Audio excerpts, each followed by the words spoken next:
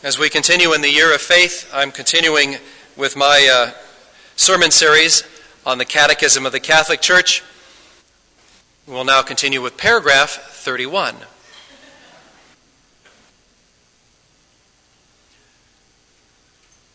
In Father Robert Spitzer's book, New Proofs for the Existence of God, Father asks, is it possible for science to conclude there is a God? He answers, science cannot deductively prove a creation or God. Natural science deals with the physical universe and with the regularities which we call the laws of nature that are obeyed by the phenomena within the physical universe. But God is not an object or a phenomenon or a regularity within the physical universe. So science cannot say anything about God. So what can science tell us? It can identify that time and space and material things have a beginning. And it can identify the exceedingly high improbability of the random occurrence of life in the universe. Even though science cannot be used to prove the existence of God, it can be used to show that there is a beginning of the universe. The scientific evidence for a beginning can be combined with the metaphysical premise that you cannot get something out of nothing to reach a conclusion that there must be something beyond physical reality that caused physical reality to exist. The conditions essential for any kind of life form in this universe are highly improbable and imply an element of supernatural fine-tuning. Together with philosophical proofs for the existence of God, modern science and modern philosophy have converging and convincing arguments, a network of evidence that points to the existence of God. Listen to these two quotes. Astronomy leads us to a unique event, a universe which was created out of nothing and delicately balanced to provide exactly the conditions required to support life. In the absence of an absurdly improbable accident, the observations of modern science seem to suggest an underlying, one might say, supernatural plan. And the other quote, a common sense interpretation of the facts suggests that a super intellect has monkeyed with physics, chemistry, and biology, and that there are no blind forces in nature.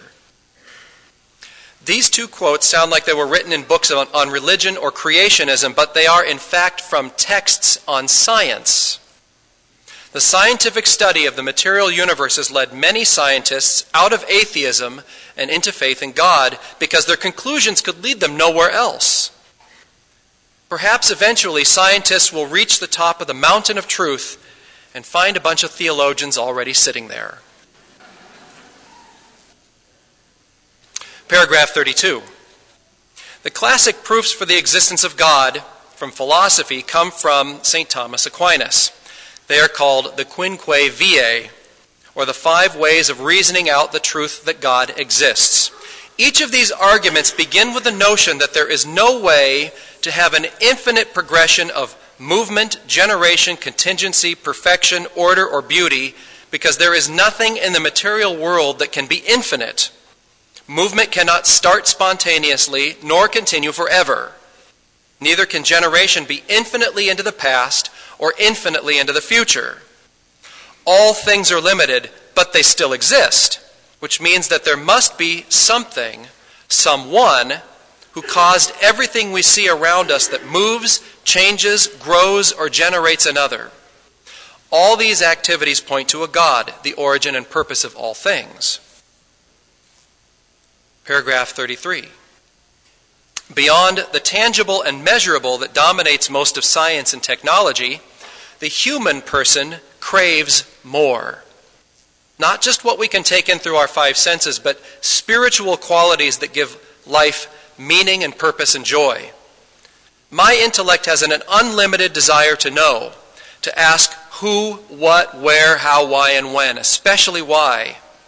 Every answer leads to more questions because there is no way to know everything there is to know. But we all know there is always more to know than we do know. What is the origin of the awareness of this infinite knowledge? It is God, who is unrestricted knowledge, the source of all truth. The same goes with love. We have a sense of a perfect and unconditional love and a desire for it that always escapes us, leaving us dissatisfied with any other kind of love we can know, even as good as love can be in marriage and family and friends. This dissatisfaction comes from an ideal of unconditional love that we have never experienced, but we still long for. It has its origin in love itself, who is God. We also desire perfect justice and goodness, although we don't experience it in this world. We have an awareness of moral duty, an obligation that is placed on us that comes from outside ourselves and into our consciences. Conscience is a quality only in human beings, and its presence is not simply the result of natural selection or evolution. The notion of the perfect justice and goodness that we never attain but desire, and the very existence of the conscience, points to a God who is the only source and satisfaction of such a longing and our own internal measurement of them.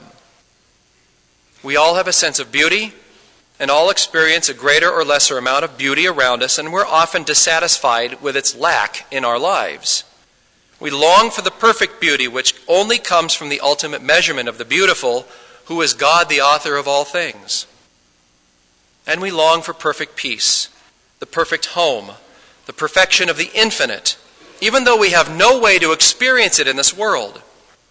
Where again did this desire for the absolute, which is unattainable here and now, come from, if not from the source of all absolutes, the source of all peace?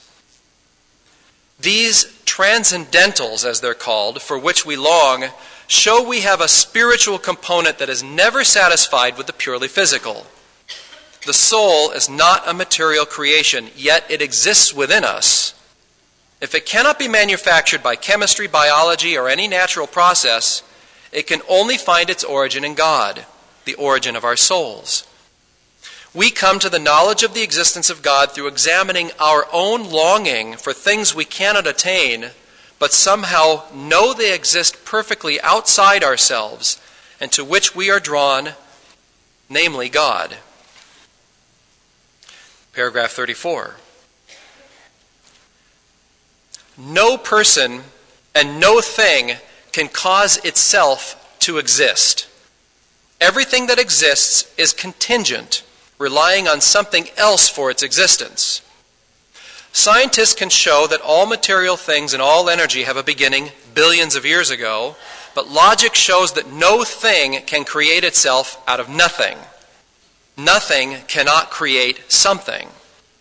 Everything that exists has to have its first principle in something greater than all that is, and this we define as God. If the Big Bang is true, it only points to a conclusion that something before the Big Bang existed to cause it to happen. The spontaneous beginning of something from nothing is physically and logically impossible. The final end of all things does not refer simply to death or oblivion. It refers to the purpose and the destiny of things. Since we did not make ourselves, we are not complete within ourselves. Our final destiny belongs to the one who made us. God is the source of us, our purpose and our reason for being.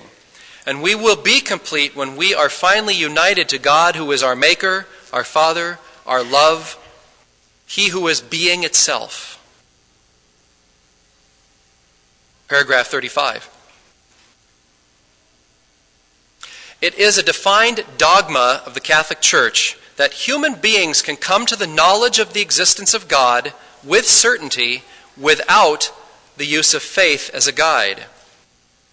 Now, this knowledge is limited and mediated, as we've already considered. We observe creation around us and the longings of the human heart for the infinite, and by the use of reason and logic, conclude there is more to the material universe than what we see that points to a reality greater than all things. But any kind of proof or certitude about the existence of God is not the same thing as having a relationship with God. This requires the grace of faith, which God does give, but to which we must be open. We must believe that this God is not just some solitary being outside of space and time, but that this God has in fact revealed himself to us through creation, and more specifically, through divine revelation. Divine revelation is God speaking and acting in the world, one, through human beings, the prophets, events in history, through the apostles. Two, God revealing and acting personally, present in the world by means of the incarnation, who we call Jesus. And three, is now working with and through his church with the authority to teach in his name. This is divine revelation, revealed truth that we could never have imagined or come up with on our own simply by looking at creation, that gives us more information from God than logic or creation would ever have made known to us. Like the Trinity. Who would have imagined the nature of God is this way? We only know it because God shared it with us. Faith is a pretty big step beyond simply believing that there's a first caused or an unmoved mover. There are a lot of people who believe there is a God but don't have much to do with God and don't think that God has much to do with us. Faith accepts that this God loves us, assists us, and is drawing us closer to the ultimate purpose of our lives, which is God himself. It's important to realize, after all that is said in these few paragraphs of the Catechism, that faith is not opposed to reason, that one can be a person of science and religion, of reason and faith, of the material and the spiritual. We ourselves are a combination of the natural and the supernatural because we have a body and a soul.